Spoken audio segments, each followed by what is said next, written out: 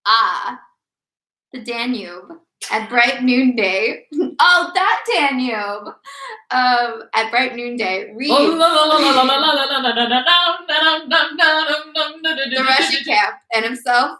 Oh, you can continue. It'll just be playing in the background, you know? Yeah. Because we're getting next level. Reads the Russian camp and himself, a young general without a wrinkle on his ruddy face, vigorous and alert, entering Potemkin's gaily colored tent. And a burning sense of jealousy of the favorite agitated him now as strongly as it had done then. He recalled all the words spoken at that first meeting with Potemkin, and he saw before him a plump, rather sallow-faced, short, stout woman, the Empress Mother, with her smile and her words at her first gracious reception of him. And then that same face on the catafalque. Oh, the catafalque. And the encounter he had with Zubov over her coffin. What the fuck are we talking about? To kiss her hand. I have no idea. He's getting nostalgic. He's just like losing his mind? Yeah, he's thinking of the Danube. I don't know. Who's the Empress Mother? He's thinking about her and her plump hand. Oh, quicker, quicker. To get back to that time and have done with all the present. Quicker, quicker. And that they should leave me in peace. I do not think he is long for this world. No. He might not make it through the night. Yeah. Which sucks because it's like he just realized what the situation is on the ground. And then it's like... He's like, I don't have to deal with this. Bye.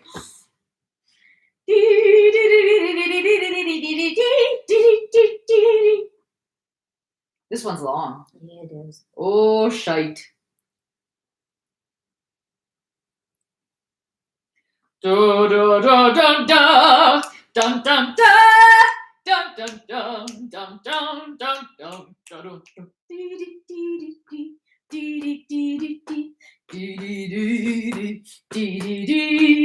Is this not normal? You know this, right? Yeah.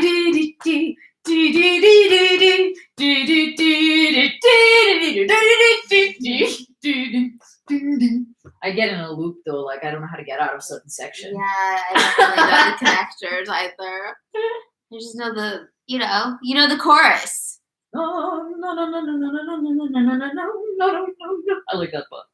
You know a lot of it. Yeah.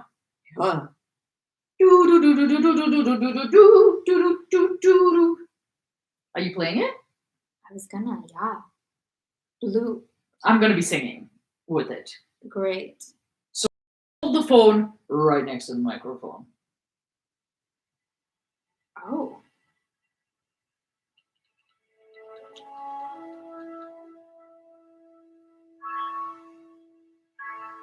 Oh, how slow could that be?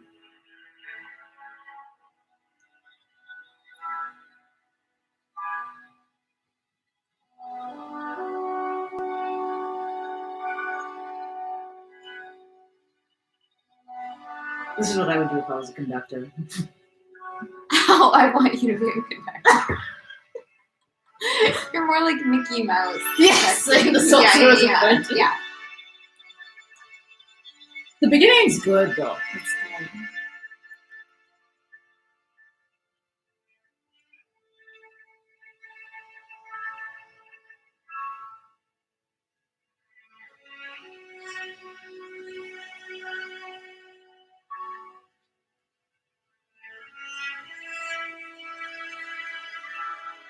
I'd be so impatient if I was the person.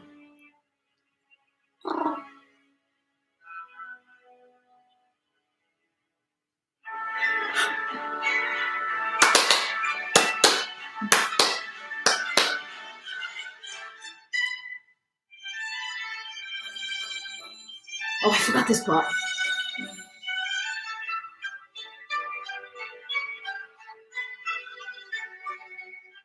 The amount of my brain that's taken up by like melodies and lyrics is stupid. You remember lyrics really well. I know so. That's good.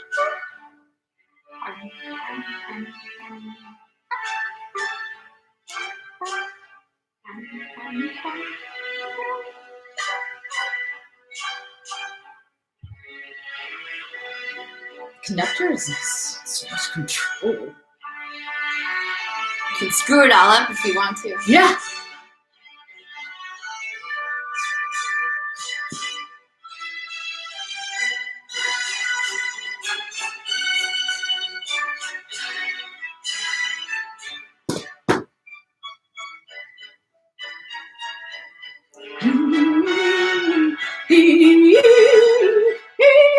Did you just picture people dancing? Yeah. Yeah.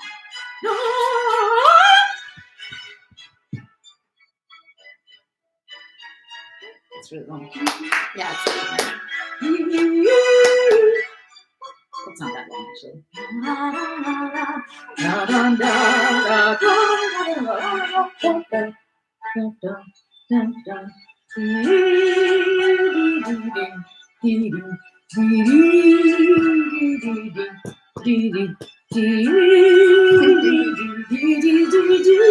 You know, like all the live DJ sets? Yeah. It'd be funny for us to create our own. That's like That's this. pretty much. Yeah. It's just Chill.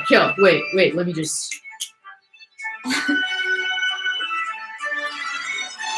Is it good?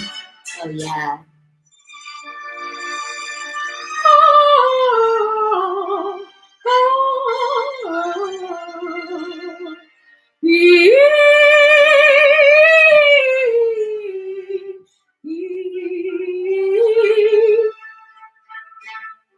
Damn it, one more go through to come to the best part.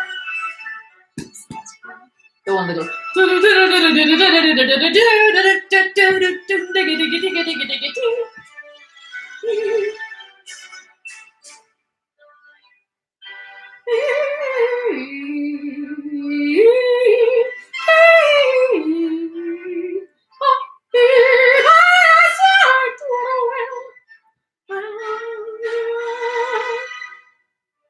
Ah, God damn it. I thought it was coming again right there. They make us wait for it. But no one ever remembers this part. This part? I do. Really?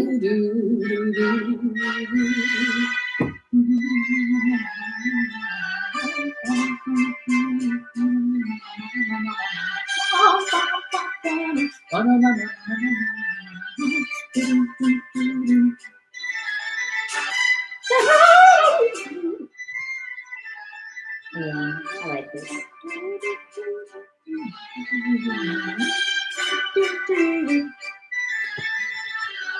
I've been listening to Fiona Apple's new album a lot. Yeah.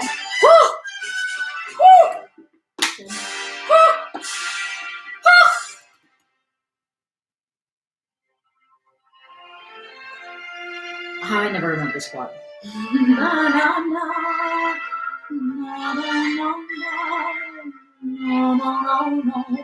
Okay.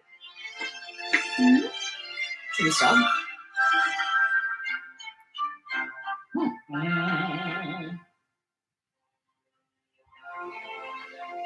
Let's skip to the end.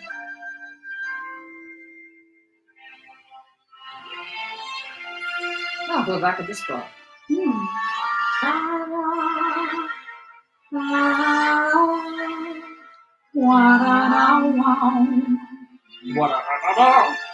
We should play classical music on the background. You think? No, probably not. If people can barely hear us. Yeah. But it would add something.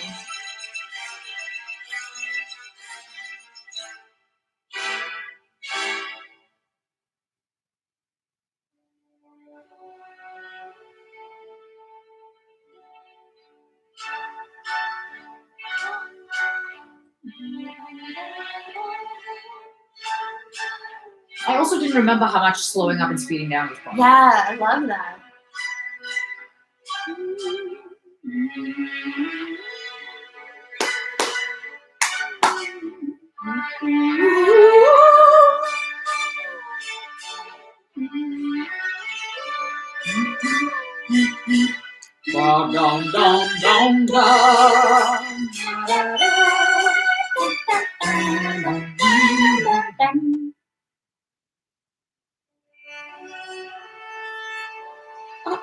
really milking this.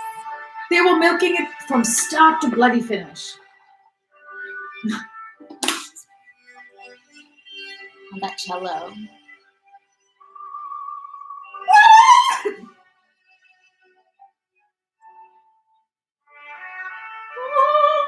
That's a nice sound. French horn. Yeah. I was supposed to play French horn. And I then like I that got put in, instrument. and then I got put in strings. Whole plan was ruined. You look like strings. I look like strings. Let's play some right. And then my sister played French horn. Oh yeah. It's a nice sound. French horn. French horn. French horn. So that was thrilling. It was. We will never forget what the Blue Danube is now. And by we, I mean, you know, the we that Tolstoy uses. Russia. Russia. Yeah. Russia will never forget. It's burned into my brain. I think I sang it in boarding school or something. Oh, okay. I can't. It's one of those things that it won't ever go away. Okay. So not the worst thing to have etched into your brain. No. Better that than like all those little commercial jingles. It's true. Something like that. But the live DJ sets have made me be like, wow, I can't believe how much real estate is taken up by like Wu-Tang lyrics and like, my God, it's unbelievable. And even the Beatles, like so many words. What like those single words? I've got to sing this other song now, the words song. So we should quickly shut it off before the whole world is subjected to that. Really? Really?